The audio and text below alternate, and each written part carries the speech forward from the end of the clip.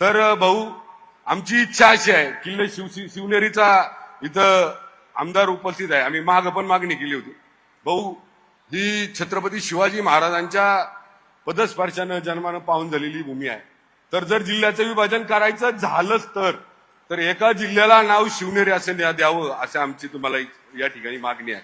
मी या निमित्तानं मुख्यमंत्री महोदयांचं आपल्या एरियात आपल्या या पिंपरी चिंचवडमध्ये स्वागत करत असताना आपल्याला या शहरामध्ये IIM सारखं सेंटर शेजारी आपल्या या बाजूला कोर्टाची इमारत 1982 पासून आतापर्यंत भाड्याच्या ह्याच्यात होती. भाऊ, तुम्ही असतानाच ती कोर्टाची इमारतीची जागा मिळाली, त्याचं काम चालू झालं. IIM सारखं इन्स्टिट्यूट झालं, शेजारी गव्हर्नमेंट इंजिनिअर कॉलेज होतंय, इंटरनॅशनल क्रिकेट स्टेडियम होतंय, तिकडे RTO झालेलं आहे. असे वेगवेगळे प्रकल्प भाऊ मुख्यमंत्री आपण असताना 2014 ते 19 आणि नंतर आता या काळामध्ये मंजूर झालेत. मी मनापासून पिंपरी चिंचवड शहराच्या माध्यमातून आपलं धन्यवाद देतो आणि या उपक्रमाला शुभेच्छा देत असताना येणाऱ्या काळामध्ये पोलीस कमिशनर म्हणून या परिसरातील सर्व नागरिकांच्या दृष्टीनं जे हिताचे योग्य निर्णय असतील ते पोलीस कमिशनर साहेब घेतील.